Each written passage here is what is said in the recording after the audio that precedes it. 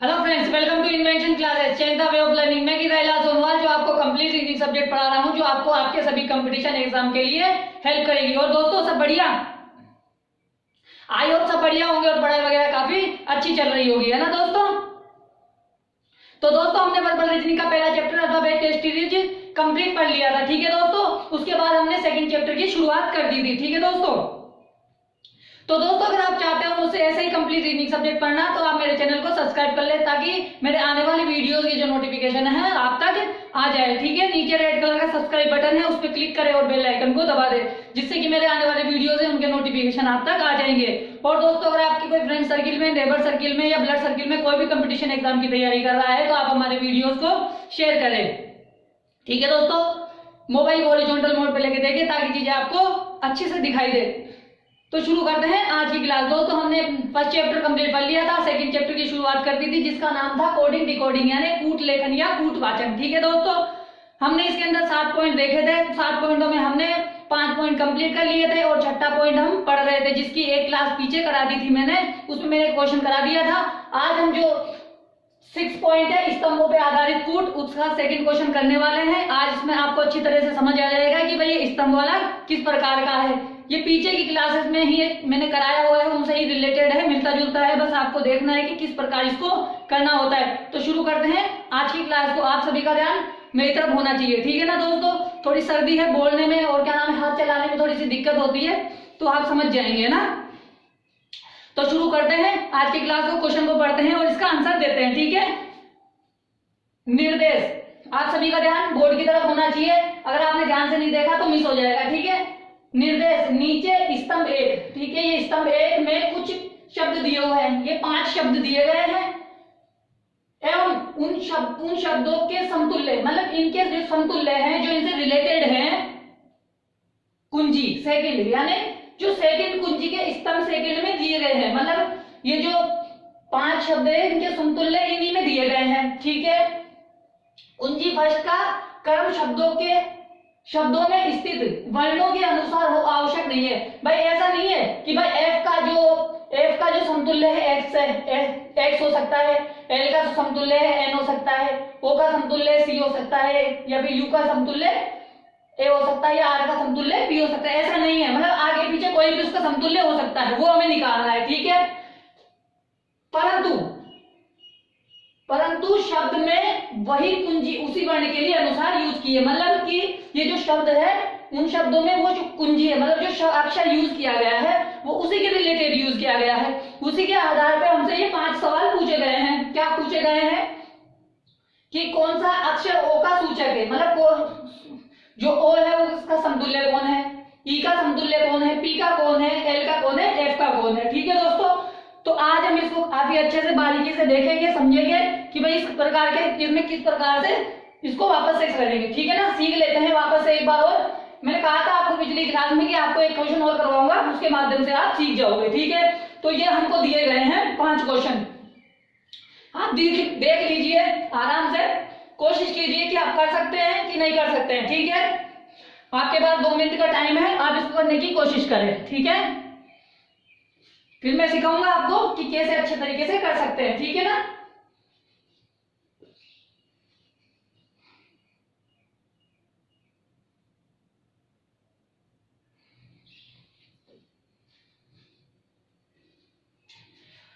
आप कोशिश कीजिए, आराम से हो जाएगा ना।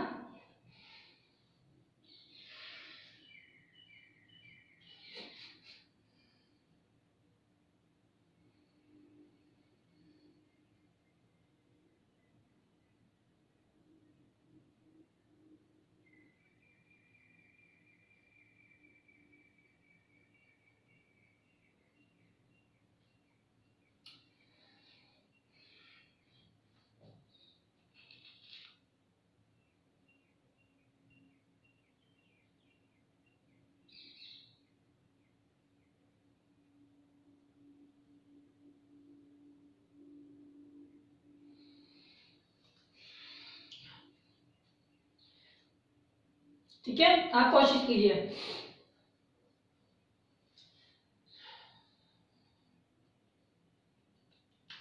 ठीक है, चलो अब आपने कोशिश की होगी, आई होप मुझे पता है कि आपने आंसर दिया होगा या नहीं दिया होगा, मुझे नहीं पता, लेकिन मैं आपको जो सिखा रहा हूँ आप वैसे सीख ले, ठीक है ना। अब देखते हैं कि भाई किस प्रकार से इनका आंसर देना होता है। दोस्तों हमने जो पूछा है, सबसे पहले हमने क्या पूछा है, ओ पूछा है, तो हम ओ का कोड निकालते हैं। देखो चाहो तो आप सारों का कोड निकाल लो। भाई सारों का कोड निकालने का मतलब क्या है कि भाई जैसे 5 अक्षर तो ये है, ठीक है, उसके बाद 3 अक्षर ये है, ठीक है, उसके बाद में यहाँ से निकाल लो एस आ गया, ठीक है, यहाँ से ई आ गया, ठीक है, ऐसे करके यहाँ पे और कौन सा है, इसमें तो हो गया कंप्लीट, और इसमें आई है, ठीक है, ऐसे 10 अक्षर है। आया तो आप 10 के मान निकाल लो भाई, उनके समतुल्य कौन कौन से हैं, या फिर आप डायरेक्ट निकाल लो। निकालने तो हमें उनके मान भी पड़ेंगे कि उनके बिना हम इनको नहीं कर पाएंगे, क्योंकि उनके भी अक्षर हमें ज्ञात होने चाहिए। लेकिन फिर भी कोशिश कर सकते हैं कि भाई अपन डायरेक्ट भी कर सकते हैं क्या। अपन पहले ये कोशिश करेंगे कि डायरेक्ट कर सकते हैं क्या, ये नहीं कर सकते। अगर डायरेक्ट हो जाएगा तो हमें वैसे जाने की आवश्यकता नहीं, सारों के कोड निकालने की आवश्यकता नहीं है, ठीक है ना। हम वैसे ही डायरेक्ट फाइंड आउट करने की कोशिश करेंगे, ओ का, ई का, पी का, एल का, एफ का, ठीक है ना। तैयार है आप? अगर वैसे नहीं हो पाता है तो हम सारों का कोड निकालेंगे, ठीक है। तो पहले हम शुरू करते हैं। तो आप सबका ध्यान मेरी तरफ होना चाहिए, सबका ध्यान बोर्ड की तरफ, ठीक है। देखो हमें निकालना है, किसका है, ओ का निकालना है सबसे पहले। अब देखो ओ का निकालने के लिए क्या किया जाएगा, देखो ओ का निकालना है तो हमें यहां देखना है ओ कहां कहां आ रहा है। देखो ओ फर्स्ट में आ रहा है, सेकंड में आ रहा है और फोर्थ में आ रहा है, ठीक है। इसको नंबर दे देता हूं मैं, ठीक है। 1 नंबर, 2 नंबर, 3 नंबर, 4 नंबर और 5 नंबर, ठीक है। अब हमें देखना है कि देखो एक तो यहाँ है, एक यहाँ है और एक यहाँ है। सबसे पहला काम यही था कि हमें क्या निकालना है, ओ का सूचक निकालना है। तो हमें देखना है ओ कहाँ पे, ओ देखो फर्स्ट में है, थर्ड में है, फोर्थ में। अब ऐसा कोई वर्ड है कि जो तीनों में कॉमन है, भाई ओ तीनों में है, लेकिन और कोई ऐसा अक्षर है कि जो तीनों में कॉमन हो सकता है, देख लो आप। एस इसमें भी है, इसमें भी है, लेकिन उसमें नहीं है, ठीक है। यू इसमें है, इसमें नहीं है, लेकिन उसमें है, ठीक है। ओ तो तीनों में है। एल इसमें नहीं है, यानी इसमें है। यानी ओ जो है वो इन फर्स्ट, थर्ड और फोर्थ में कॉमन होना चाहिए।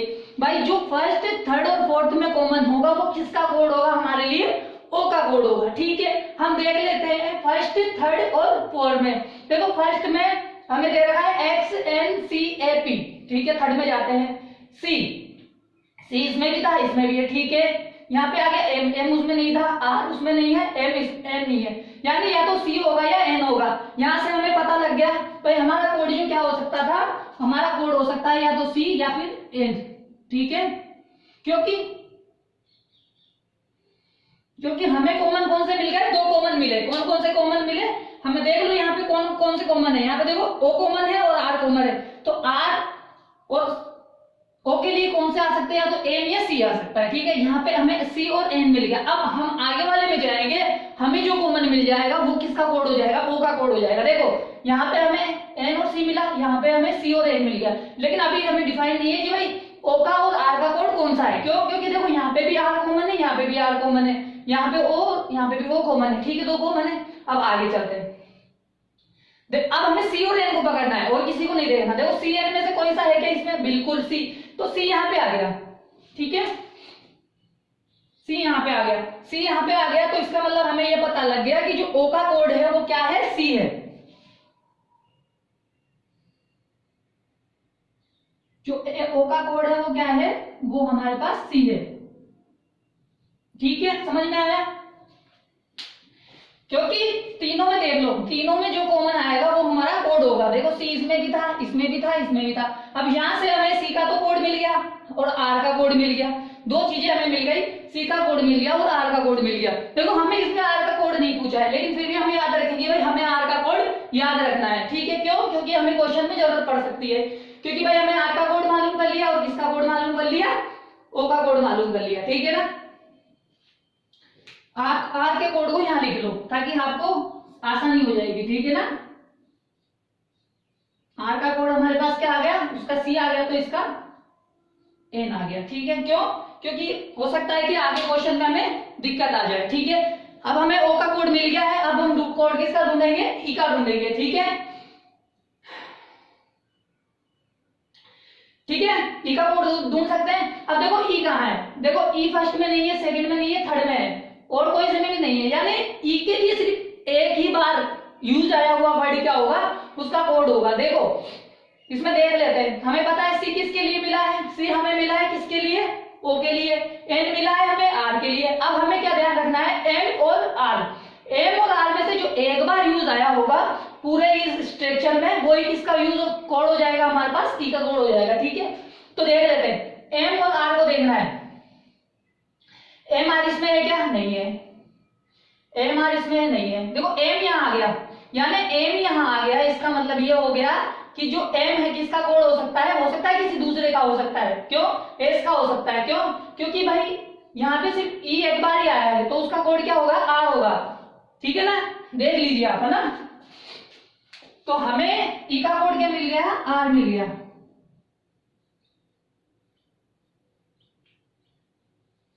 ठीक है, देख लो, देखो ई एक बार है तो यहाँ पे ये दो बड़े बताया हमें कि सी किसका कोड आया था, हमारे पास ओ का आया था, एन किसका आ गया, आर का आ गया। अब बचे ये दोनों, अब देखो इन दोनों में से आर और किसका हो गया, अब ई और एस बचा, तो या तो ई एस का होगा या आर होगा, या ई का आर होगा या एम होगा। ठीक है, अब हम इससे देखेंगे कैसे कि हमें देख लेंगे बस तो एक बार यूज आना चाहिए, अगर इनमें से कोई सा भी डबल बार यूज आ गया वो किसका कोड हो जाएगा, हमारे लिए एस का कोड हो जाएगा। ठीक है, एस का कोड हो जाएगा। तो जब हमने देखा कि भाई यहाँ पे क्या था, एम और आर था, जब हमने ऊपर देखा एम आर में से नहीं मिला, यहाँ पे भी एम आर में से नहीं मिला, यहाँ पे एम मिल गया। ठीक है, यहाँ पे एम मिल गया और इसमें भी एम मिल गया, तो इसका मतलब ये डिफाइन हो गया भाई एस यहाँ पे भी, यहाँ पे भी, यहाँ पे भी, यानी तीनों जगह एम आया हुआ है। इसका मतलब एम का, एस का कोड क्या हो गया, एम हो गया। ठीक है, ये तो मैं ओनली सहूलियत के लिए दिखा रहा हूँ कि ना आवश्यकता आगे बढ़ जाए और किसी के कोड में तो हमें दिक्कत नहीं आनी चाहिए। ठीक है ना, हमें दो मिल गया कोड, ओ का मिल गया, ई का मिल गया। क्यों, क्योंकि भाई आर जो है एक बार यूज आया हुआ है। ठीक है, तो ये हो गया, ये भी हो गया, हमारे पास ये भी हो गया और ये भी हो गया। ठीक है, यानी हमें क्या मिल गए, दो के कोड मिल गए, किस किस के, ओ के और सी के, ओ और ई के मिल गए, और उसके साथ में हमने किसका फाइंड कर लिया, आर का और एस का कर लिया। ठीक है ना, अब आगे चलते हैं, पी का कोड निकालना है। अब देखते हैं कि पी कहाँ है। देखो पी यहाँ है। ठीक है, पी कहाँ है, यहाँ है, यानी पी का यूज भी एक बार ही हुआ है। ठीक है ना, पी का यूज भी एक ही बार हुआ है, और जगह नहीं हुआ है। तो पी का कोड जब तक नहीं निकाल सकते हम, जब तक टी का और ए का यूज नहीं निकाल सकते, या फिर ऐसे निकाल लो कि भाई तीन अक्षर है, तीन अक्षर कौन से है, के एस डी, के एस डी है। अब के एस डी में से हमारे पास वो अक्षर देखना है जो सिर्फ इसी में यूज हुआ है, बाकी किसी में यूज नहीं हुआ है। ठीक है, देखो किसका निकालना है, पी का। ए किसके में, ए यहाँ पे भी है और ये यहाँ पे भी है, यानी इसमें कॉमन होना चाहिए। टी जो है इसमें भी है और इसमें भी है। ठीक है ना, समझ में आ गया। तो देखो पी का निकालना है तो पहले हमें एस और किसका निकालना चाहिए, टी का निकालना चाहिए। एस उसका, टी और ए का निकालना चाहिए।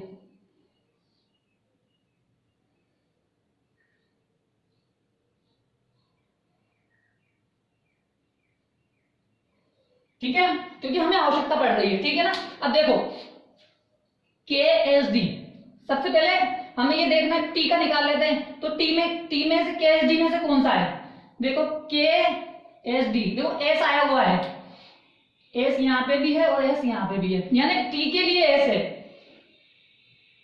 ठीक है, टी के लिए एस है, टी के लिए एस है। अब आगे देख लेते हैं, यहाँ पे ए है और यहाँ पे ए है, तो यहाँ पे जो एस तो इसके लिए हो गया। अब यहाँ पे देख लो क्या आ सकता है, यहाँ पे के है, यहाँ पे भी के है, तो के किसके लिए हो सकता है, के ए के लिए हो सकता है। और जो बच गया वो बच गया, जो कौन सा है, डी। जो डी है किसके लिए हो सकता है, हमारे पास पी के लिए हो सकता है।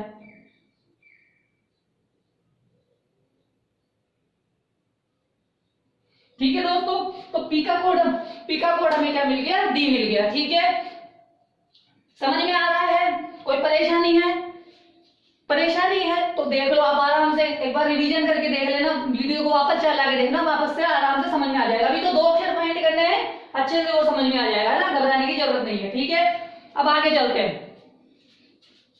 अब हमें किसका कोड निकालना है, हमें निकालना है एल का कोड। अब देखो एल कहाँ है, एल देखो यहाँ पे है, यहाँ है, यहाँ है, यानी इन तीनों में कॉमन होना चाहिए। किन किन में? इसमें फर्स्ट 4 5 में होना चाहिए कॉमन, ठीक है। और कोई है जो फर्स्ट 5 4 में कॉमन आ सकता है? एल है यहाँ पे, ठीक है। ओ सिर्फ इन दोनों में है, ठीक है। टी सिंगल ही है, ठीक है। यू इसमें है, और एस इसमें है और इसमें नहीं है, ठीक है। यानी जो एल का कोड है, एल तीनों में कॉमन होना चाहिए। किसमें? फर्स्ट 4 और 5 में, ठीक है। समझ में आ रहा है?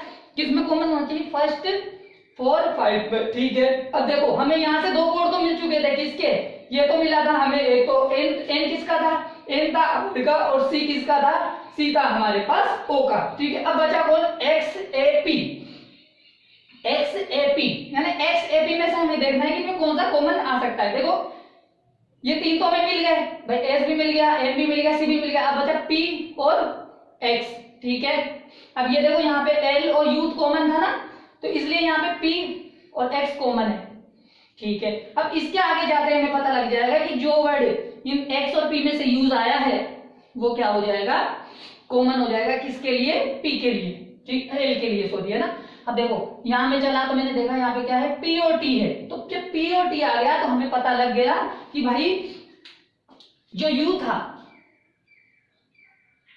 यू के लिए हमारे पास कोड क्या है? एक्स है, और किसके लिए? हमारे पास एल के लिए कोड क्या है? पी है,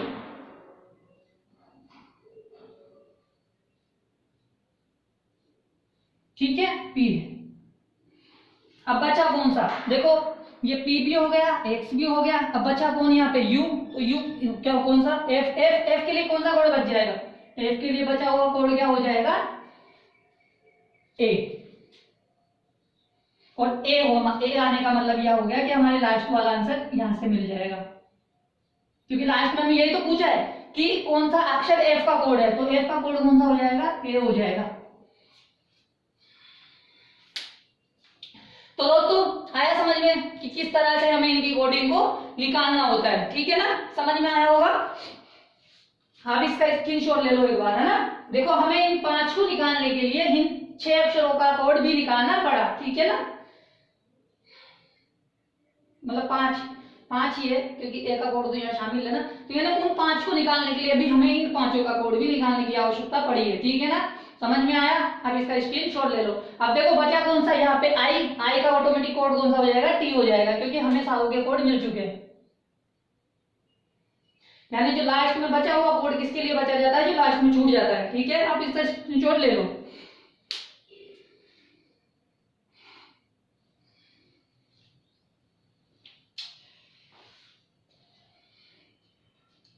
ले लिया दोस्तों? ले लो आप, है ना, स्क्रीनशॉट ले लो।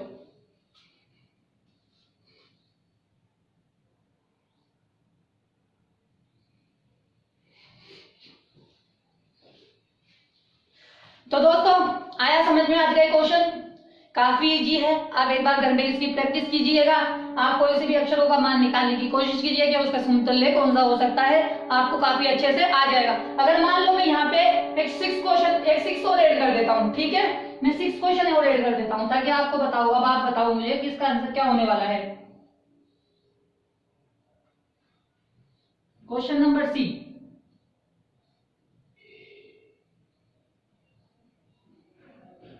कौन सा ऑप्शन आई का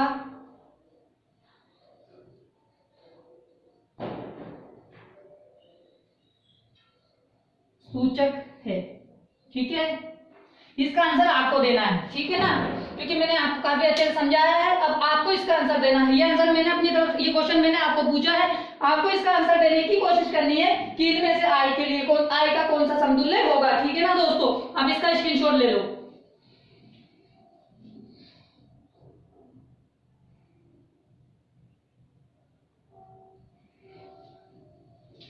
ठीक है दोस्तों, आप कमेंट बॉक्स में इसका जवाब जरूर देंगे कि आई के लिए कौन सा कोड होगा, ठीक है ना। मुझे पता है आई के लिए क्या कोड होने वाला है, हाँ ठीक है, मैंने देख लिया है। आप भी इसका मेरे को कमेंट बॉक्स में इसका जरूर जवाब दीजिएगा, ठीक है दोस्तों। अगर आप चाहते हो मुझसे ऐसे ही कंप्लीट रीजनिंग सब्जेक्ट पढ़ना तो नीचे रेड कलर का सब्सक्राइब बटन है, उस पर क्लिक करें और बेल आइकन को दबा दें दोस्तों। और आपके अगर जिससे क्या होगा, मेरे आने वाले वीडियोस के नोटिफिकेशन आप तक आ जाएंगे। और दोस्तों आपके अगर फ्रेंड सर्किल में, कोई नेबर सर्किल में या ब्लड सर्किल में कोई भी कंपटीशन एग्जाम की तैयारी कर रहा है तो मेरे वीडियोस को आप शेयर करें, ठीक है दोस्तों। सिर्फ इतना ही चाहते हैं कि आप हमारे वीडियोस को आगे बढ़ा दें, बस लोगों तक पहुंचा दें ताकि लोग भी इन चीजों को प्राप्त कर सके, ठीक है दोस्तों। लाइक करें, कमेंट्स के माध्यम से इसका उत्तर जरूर दें ताकि मुझे पता लगे कि जो मैंने आज ये क्वेश्चन कराया है उसका आंसर आपको पता है कि नहीं है, ठीक है ना दोस्तों। तो इसका जरूर आपको उत्तर देना है, ठीक है। कल करेंगे इसके 7वें पॉइंट के साथ चर्चा, कल मिलेंगे अगली वाली क्लास में। आप सब स्वस्थ रहे और पढ़ाई करते रहे, ठीक है दोस्तों। तो मिलते हैं कल।